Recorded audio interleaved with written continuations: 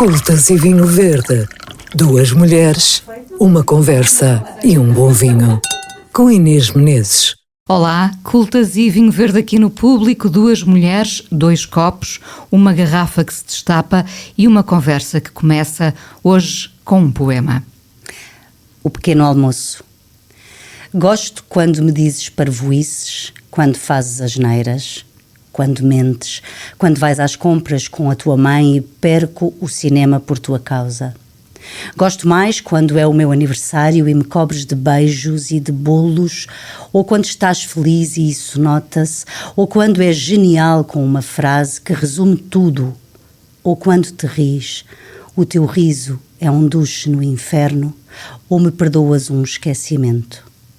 Mas ainda gosto mais, tanto que quase não aguento, tanto que de ti gosto, quando, cheia de vida, te levantas e a primeira coisa que fazes é dizer-me: estou cheia de fome esta manhã, vou começar por ti, o pequeno almoço. E começamos justamente com esse pequeno almoço. Olá, Raquel Marinho. Olá, Inês. Leste esse pequeno almoço de Luís Alberto de Cuenca, de um livro chamado A Vida em Chamas, que tem seleção do Miguel Filipe Mochila e tradução, e é da edição Língua Morta. A Raquel é o nome, o rosto e a voz por trás do projeto Poema Ensina a Cair, podcast, página, um fenómeno que junta muita gente, muitos curiosos. Raquel Marinho é jornalista de formação, esteve muitos anos na SIC, hoje em dia faz também o podcast A Invenção do Amor com o psiquiatra José Gameiro. Deixem-me destapar a garrafa e ler-lhe o rótulo. Tormes, da Fundação Essa de Queiroz, um vinho verde clássico, cítrico e tropical de 2022, de Baião. Este Tormes leva-nos ao livro de Essa, a Cidade e as Serras. Mas vamos à poesia e à nossa convidada de hoje. Tantos anos de jornalismo e foi a poesia que te encontrou ou tu a ela? Como é que se conheceram, tu e a poesia? Conhecemos na adolescência, portanto eu acho que foi a poesia que me encontrou através de um programa escolar, quando nós na escola estudamos Fernando Pessoa e eu fui apanhada, digamos, pelo Álvaro de Campos, e um poema que é o poema Linha Reta, que é um poema muito conhecido, que tem aqueles versos iniciais: nunca conheci quem tivesse levado porrada, todos os meus conhecidos têm sido campeões em tudo.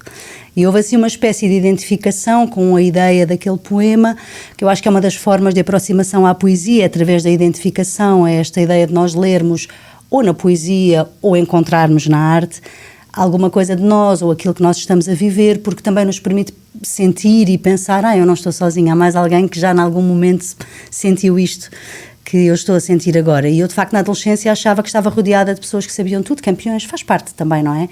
Mas como era... Nós próprios julgamos campeões, claro, não é? Claro. Mas eu julgava-me pouco campeã e então pensei: se calhar aqui o poeta está a falar comigo também. Portanto, foi por aí, a entrada foi por aí. É muito curioso começares por aí, porque na verdade tudo se resume a isto. Nós procuramos sempre a identificação. Claro. Cada pessoa é um poema. Cada pessoa o seu poema, não é? Claro que sim. E a poesia, eu gosto muito também de, às vezes, conversar sobre isso, quando tenho a oportunidade de conversar com, por exemplo, miúdos nas escolas, esta ideia de que a poesia não é só aquilo que está publicado. Claro que é, e é essa que nós privilegiamos e tentamos até levar, neste caso aos miúdos, por exemplo, mas tem a ver com o olhar, não é? Tem a ver com a inclinação. A poesia pode ser um gesto, a poesia pode ser a ausência de um gesto, não é? A poesia pode ser uma coisa na qual tu reparas no teu dia e as outras pessoas não reparam. Ou a poesia pode ser uma emoção, pode ser o facto de nós nos emocionarmos com uma coisa, ou o facto de darmos uma gargalhada, quer dizer, pode ser imensas coisas, quem sou eu para dizer? Não está contida em linhas, claro, necessariamente. Claro, impressa no papel. Os poemas, a poesia, enfim, é um mundo infinito. O jornalismo mais factual retirava-te poesia à vida, ou há muita magia em poder contar a vida das pessoas? Eu sei que tu gostas muito desse lado do jornalismo, quando estavas com as pessoas e podias contar-lhes a história, não é? Ou podias fazer com que a vida delas, por momentos, conhecesse outro rumo? É uma coisa extraordinária poder contar histórias de pessoas num tempo e num modo que eventualmente, eu não gosto nada da conversa de velho do Restelo, mas eventualmente será assim, já não é assim, portanto, num tempo e num modo que já não existirá tanto como quando eu estava na SIC e fazia a chamada reportagem especial, que é a reportagem longa, maior, 15 minutos, 20 minutos. Com o detalhe. Com detalhe. Portanto, esta ideia de procurar contar uma história que até pode ser global ou nacional, mas através do local, através daquela pessoa, é um deslumbramento. E a ideia de o poder fazer com tempo. E quando eu digo tempo, não é tempo só na edição final, no que vai para o ar. É tempo para recolher, para estar com a pessoa, para conhecer aquelas histórias. Nós podemos contar uma história que é até de âmbito social e necessário, e portanto no sentido em que é uma notícia, é noticiosa, mas se partires de uma história pessoal para contar aquilo ou para dar conta daquilo, eventualmente chegas a mais pessoas, não é? Depende muito também da maneira que contas. E para responder à tua pergunta, eu acho que sim, contar uma história em televisão ou em rádio, nos jornais as regras são outras, não é? Da forma como apresentas o texto. Tem regras e tu tens aquele tempo para contar a tua história e tens de obedecer àquelas regras, porque o espectador ou o ouvinte não se podem perder e, portanto, estão ali, há uma maneira de contar, mas eu também acho que se pode cruzar. Eu tentei fazer isso algumas vezes, vou dar-te um exemplo. Eu fiz uma reportagem longa sobre o enamoramento na terceira idade, que é ou seja, os últimos amores, não é? As pessoas, quem já mais velho se apaixona e recomeça um amor. E isso fez com que eu andasse em vários sítios do país a encontrar várias histórias. E chamei-lhe Amar Não Acaba, que é uma frase da Clarice Lispector. Ou seja, que está no livro dela. Ou seja, nós podemos cruzar, não é? De facto. Porque eu achei tão bonita esta ideia do amar não acaba, aliás, até continua, amar não acaba, eu vou, não sei, o mundo, eu vou ao encontro do que me espera, o mundo está à minha espera e eu vou ao encontro do que me espera. É o texto da Clarice. E até lembro-me perfeitamente de dizer ao coordenador, temos de pôr o título desta reportagem entre aspas, porque é uma citação. Portanto, eu acho que sim, acho que acaba por cruzar, não na recolha, porque eu também fiz muitas reportagens que são puramente objetivas ou eram puramente objetivas, algumas bem difíceis, como por exemplo Pedrógão, fiz a reportagem grande sobre Pedrógão, e aí a poesia vem no sentido de como aquilo impacta em ti depois, não é? Como é que tu guardas e eu acredito para sempre aquilo que vimos lá e que passámos lá. Até no que se escolhe não contar. Como é óbvio, Ina, como tu proteges não só as pessoas, como o espectador. Sabes que eu penso muito nisso, às vezes até na forma como observo televisão ou outras formas de contar notícias ou histórias de pessoas. Eu acho que o mais difícil é o equilíbrio.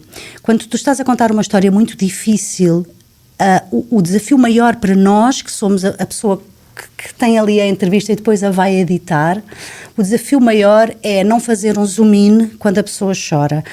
O desafio maior é aguentar a pessoa, não é tirar-lhe intensidade, mas também não é puxar por isso, nem aproveitar-nos disso.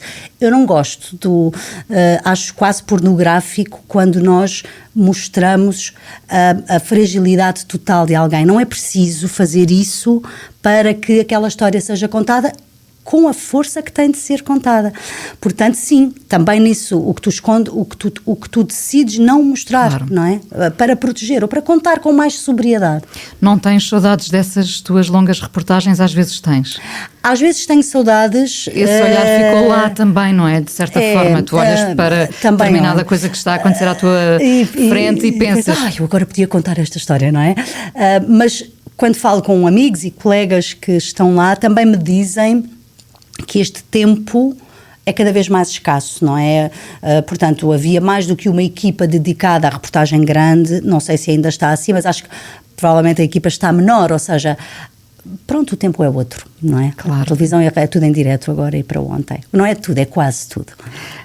As pessoas, imagino, e porque também te vou lendo e tu falas muito disto, as pessoas são capazes de dizer que não gostavam assim tanto de poesia ou não liam e de repente um poema encontrado ali, na página, depois escutado, pode mudar essa relação com a poesia. tenho muito feedback nesse sentido e eu fico muito enternecida, porque acho que, repara, eu não faço de propósito, não, eu não sou uma agente literária, eu não estou para aqui a dizer leiam poesia porque isto é bom. Quer dizer, cada um faz o que entender e não tem nenhum problema se as pessoas não lerem poesia. Eu partilho aquilo de que eu gosto, não é?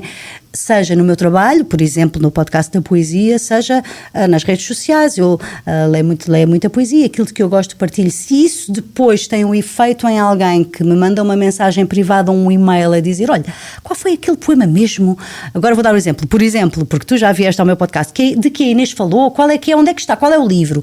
Ou pessoas que guardam partilhas nas páginas de Instagram, mas depois já não sabem qual é o livro e escrevem-me a dizer, eu precisava de saber qual é o poema onde está esta ideia. Eu acho isto belíssimo. Consegues ir respondendo a toda a gente? Às vezes é imediato, outras vezes não. Mas o que eu acho muito belo nisto é porque eu reconheço-me nas pessoas. Ou seja, também eu às vezes sou tocada por um poema, eu nem sei bem quais são as palavras que o poeta usa. Eu sei a ideia que ele transmite. E às vezes eu recebo mensagens nesse sentido, que ainda agora recentemente foi uma que era, olha, eu preciso de ajuda, estou há 2 horas à procura de um poema que falava, e era um poema que dizia, prestarás contas de tudo, mas eu estou à procura há 2 horas, eu guardei, mas não sei onde é que está. E eu reconheci imediatamente porque a imagem também foi forte para mim, que é uma das imagens do poema é prestarás contas de tudo, depois diz de várias coisas e diz das pedras sem direção. E eu guardei aquilo, a ideia de tu atirares pedras sem direção e de um dia, que é uma coisa até que pode assustar um bocadinho, que advoga a culpa e tal, mas que vais prestar contas disso para... Julgamento final. Um julgamento final. De pensar, as pedras sem direção são desnecessárias, para que é que andamos aqui, não é? E a pessoa guardou essa ideia também. Portanto, para mim, isto é Tolentino, e fui ver e mandei-lhe o poema. É muito interessante. Que bom quando se dão esses encontros. Sim. Tu tens estado na rádio, fazes os teus recitais, existe o podcast, a página com muita gente, muito feedback, muitos ecos. Que extensão pode ainda ter este projeto, Raquel? Até onde pensas amplificá-lo? Eu gosto muito de uma coisa que estou a fazer este ano com mais frequência, que é levar a poesia aos miúdos, mais jovens, adolescentes. Eu gosto muito dessas partilhas porque são mais íntimas. Tu própria começaste em adolescente. Exatamente. Portanto, são mais íntimas, é assim por turma, não é? São poucos miúdos, estão com os professores deles. E eu gosto muito do que acontece ali. Às vezes vivemos momentos mesmo especiais e eu acho que é bom para eles, é bom para mim, é um win-win, não é? E acho que sim, que esse é um dos caminhos. E depois às vezes penso, o podcast do Poema Ensina a Cair já tem 5 anos, já lá foi tanta gente, não é? Quer dizer, de tantas áreas, e penso, por onde é que ele pode crescer? Mas sabes, a seguir, Inês, olha, pensa em ti às vezes, porque o teu Fala Com Ela também já dura há muito tempo. Fará 20 anos agora em outubro. Imagina, parabéns, incrível. Que as pessoas regressam e eu penso nisso, não é? Bem, quer dizer, não é que faltem convidados, claro que já tenho uma lista. Regressam porque dão boas conversas. Dão boas conversas e as pessoas estão diferentes. 5 anos depois, claro, a pessoa está diferente, viveu outras coisas, não é? E portanto acho que há sempre caminho. E as pessoas, quem ainda não ouviu o podcast, sabe, pode pensar que é um podcast para falar de poesia e isso será limitativo no sentido em que não é. A poesia é um pretexto para falar do resto. O Poema Ensina a Cair, foste buscar a Luísa Neto Jorge. O título à Luísa Neto Jorge. Lembra-me, isto começou com uma reportagem? Não, isto começou com um desafio, ou seja, eu comecei por fazer tertúlias, que não tinha, contigo aliás, estavas tu na Radar e fizemos o Poesia em Vinil, tu trazias os músicos e eu trazia os poetas, eu e o Luís Filipe Cristóvão, portanto isto foi já em 2010 a primeira, e essas tertúlias tiveram digamos, uma atração, como agora se diz, não é? Agora é uma palavra de 2024, 2025, ter tração. Mas não era tração digital, era tração social, digamos assim, porque ia lá muita gente. E correu tão bem. E depois fiz outra com o José Mário Silva, em 2012. Pronto, e depois nasceu o Expresso Diário, a versão digital do Jornal Expresso. E nessa altura foi Ricardo Costa que me convidou para fazer um projeto semanal de poesia. e era o que eu quisesse, imagina que maravilha, não é? A liberdade. E foi aí que nasce o nome O Poema Ensina a Cair. Eu lembro-me perfeitamente, eu antes de adormecer estava a ler Manuel de Freitas, e o Manuel de Freitas tem um poema que tem uma epígrafe que diz: O Poema Ensina a Cair, Luísa Neto Jorge. E eu dormi sobre aquele verso. E de manhã liguei ao Ricardo, ou mandei-lhe um WhatsApp a dizer: já tenho nome, vai chamar-se O Poema Ensina a Cair. E é aí que nasce, que era uma rubrica digital de entrevistas a poetas portugueses, e para a qual entrevistei mais de 40 poetas assim entre 2014 e 2015. Como é que está a tua casa em termos de papel? Pois é isso. Temos, sim, temos bem, eu não, quer dizer, eu continuo não só a comprar como a receber, não é? Também tenho de dizer isso. Compro e recebo. É muito bonito também esta ligação que parece que abolimos o oceano entre o Poema Ensina a Cair e os seguidores e leitores e ouvintes do podcast brasileiros. É uma coisa belíssima que acontece. E, portanto, isto para dizer o que é que também recebo livros do Brasil, enviam, não é? Os poetas e tal. E, portanto, sim, está bem. Tenho muitos livros. Tenho de ir fazendo opções. Continuas na rádio? Conto. Na Antena 2 não, terminou, foi de 2021 a 2024. Eu gostei muito de fazer isso. 3 anos... A ler um poema por semana. A ler um poema. É outro tipo de escolha quando se pensa... Também. Também porque, também outro tipo de leitura, eu acho, não é? É diferente de quando estamos no podcast onde nós vamos ler... Ou num recital, com o público ali à frente, não é? Sim, no recital muitas vezes eu também faço com música, com acompanhamento, não é? Fiz um recentemente com o Filipe Raposo e pronto, e aí há um casamento, não é? Nós ensaiamos, eu vou para a casa do Filipe com o piano e vamos ensaiar o recital. Na rádio...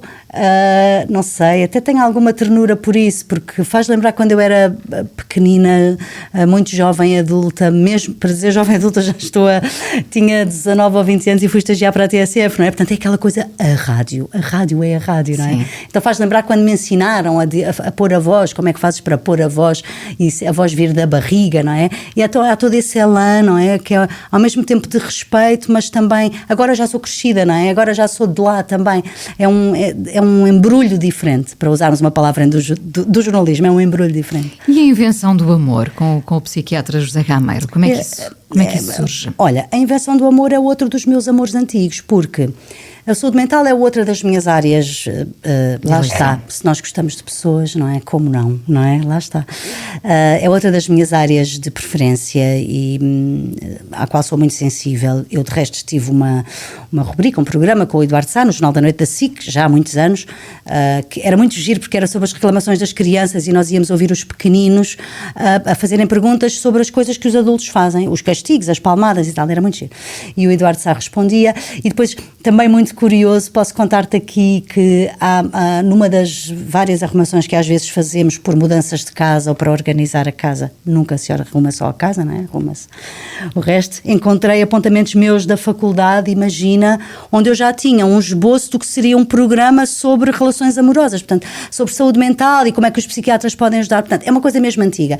E eu, por causa desse gosto particular pela saúde mental, fiz muitas reportagens relacionadas com esse tema, às vezes até de assuntos bem difíceis, como por exemplo a violência doméstica, fiz várias.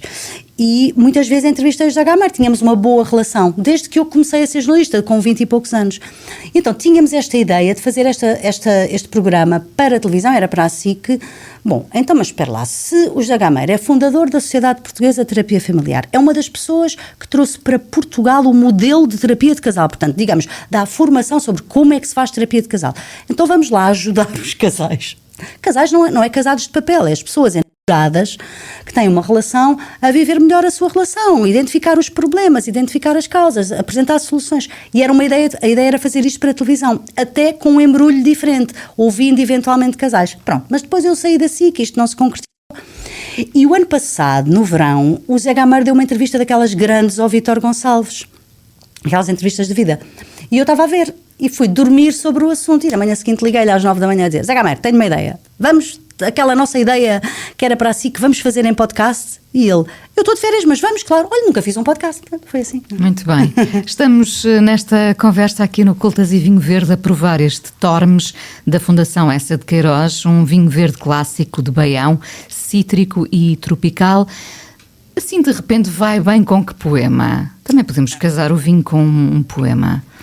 Podemos casar com um poema de uma poeta argentina que nasceu em 1978 e que se chama Marisa Martínez Pérsico. Eu tenho este poema aqui comigo numa folha, imprimi-o, mas eu não o tenho em livro. O que é que eu quero dizer com isto? O Jorge Sousa Braga, que é um poeta de quem eu muito gosto, que mora no Porto, faz porque quer e porque gosta umas traduções, e às vezes põe assim no Facebook ou nas redes sociais dele traduções de poemas que ele gosta, e foi lá que eu encontrei este poema. Não sei se entretanto já foi publicado, porque como sabemos há muitas antologias e tal. Então chama-se, eu gosto muito da mensagem deste poema, chama-se Curriculum Vitae Resumido. Mal se conhecem, mas já se fazem algumas perguntas de ocasião. Que comida preferes? Onde vives? Que país gostarias de visitar? Claro que pronunciarão 100 vezes a resposta, repetem-na por hábito e perseverança, embora a tenham alterado no caminho até hoje. Para compreender a alma dos outros, apenas uma pergunta seria suficiente. O que te fez chorar? É tão bonito, não é? Sim, as perguntas, como sempre, as perguntas mais simples a revelarem. E é por isso, Inês, que eu termino o meu podcast do poema sempre a perguntar às pessoas o que é que o comove. Porque eu, quer dizer, antes, eu fazia isto antes de ler este poema, mas eu acho que é mesmo revelador. E eu já fazia essa pergunta no Expresso, no questionário do Expresso aos poetas, o que é que o comove? Todos os dias lanças vários poemas na tua página. Também tu tornaste uma leitora compulsiva de poesia, só poesia ou andas... Não leio outras coisas, porque o meu podcast tem também... Eu vou reformular, leio outras coisas, quanto mais não seja por razões profissionais, mas naturalmente por razões pessoais também, porque o meu podcast do Poema Ensina a Cair tem agora uma rubrica, agora desde janeiro, mensal com o Pedro Mexia, de sugestões de leitura, e essas sugestões de leitura não são só de poesia, portanto eu adoro isto de me dizerem, olha, hoje para o mês que vem vamos falar deste livro e deste, porque são indicações. Eu confio no gosto literário do Pedro e depois falamos sobre esses livros e, portanto, tenho sempre livros para ler que não são de poesia. Mas a leitura de poesia tornou-se, de facto, já era, mas não era diária, não é? Mas agora eu tenho muitos livros de poesia na mesa de cabeceira, no braço do sofá. Eu tenho um sofá que felizmente tem um braço muito largo, onde cabem vários copos, e tem muitos livros assim diferentes, digamos que vai rodando, não é? Algumas novidades, alguns mais antigos aos quais voltamos sempre, ou que me apetece agora ir reler ou procurar. Sim, é muito presente. Era sim. Importante esse sofá ter esse braço. É, por acaso, sabes, mas mesmo. E tenho uma mesinha pequenina, desculpa, daquelas que até foram feitas para pôr livros em baixo, ou para jornais, para pôr jornais em baixo. Tenho uma mesinha pequenina que começa, cada vez que eu arrumo, tem 2, e depois aquilo vai ficando pilhas, e depois eu tenho de ir pôr na estante, porque penso muito nisso, um livro perdido do seu lugar na estante é um livro perdido, pode acontecer para sempre, pois nós já não sabemos onde é que ele anda, não é? Portanto, tenho muito essa preocupação espera, agora vou pôr aqui na parte das antologias, ou vou pôr aqui na parte dos espanhóis, ou de língua espanhola, ou vou pôr na parte do... Sim. Vou pedir-te daqui a nada mais um poema para a despedida, que está quase a acontecer. Queria só lembrar, até porque já falámos disto anteriormente noutros encontros, nós temos de facto muitas mulheres hoje em dia portuguesas a escrever poesia. Porquê é que isto terá acontecido, Raquel? Não sei responder, Inês. Porque todas percebemos que tínhamos voz, de certa forma. Talvez, não é? De várias formas, não é? De várias formas, todas nos últimos muitos anos, décadas, não é? Nunca sei responder à pergunta. Como eu digo sempre, eu não estudei literatura, quem sabe um dia. Portanto, não tenho, digamos, bases académicas para responder a isto, mas nunca percebi se... Durante muito tempo nós tínhamos muitos homens publicados e muito poucas mulheres. Nunca percebi se era porque as mulheres não escreviam ou porque escrevendo não eram publicadas, não é? Portanto, nem sequer sei dizer se antes as mulheres também escreviam de igual modo como, por exemplo, estão a escrever e a publicar agora. Mas sim, há muitas mulheres a publicar, sim, é verdade. E agora, para a despedida, antes do nosso brinde, vamos ouvir o quê? Vamos ouvir uma proposta que eu às vezes gosto de ler, muito pequenino, é do Eugênio de Andrade, como pontapé de saída, às vezes até para conversar, que é uma reflexão do Eugênio de Andrade sobre a poesia e sobre o leitor. Chama-se Ver Claro. Diz assim: Toda a poesia é luminosa, até a mais obscura. O leitor é que tem, às vezes, em lugar de sol, nevoeiro dentro de si. E o nevoeiro nunca deixa ver claro. Se regressar outra vez e outra vez e outra vez a essas sílabas acesas, ficará cego de tanta claridade. Abençoado seja se lá chegar. Muito bem, vamos com esse ver claro e este verde claro. E este verde claro. Vamos brindar aqui, Raquel. Vamos brindar vamos aos podcasts. Muito bem. Vamos a isso. Vamos a isso. Raquel, muito obrigada mais uma vez por teres vindo até este Cultas e Vinho Verde e teres trazido a poesia em ti e os poemas. Eu é que agradeço, é sempre bom conversar contigo. Obrigada. Este podcast tem o apoio da Comissão de Viticultura da Região dos Vinhos Verdes. A produção é da Joana Bernardo, genérico da Alexandra Gonçalves, sonoplastia do Miguel Sousa, a coordenação de podcast do Público é da responsabilidade do Amilcar Correia. Voltamos para a semana aqui no Público. Cultas e Vinho Verde, com Inês Menezes.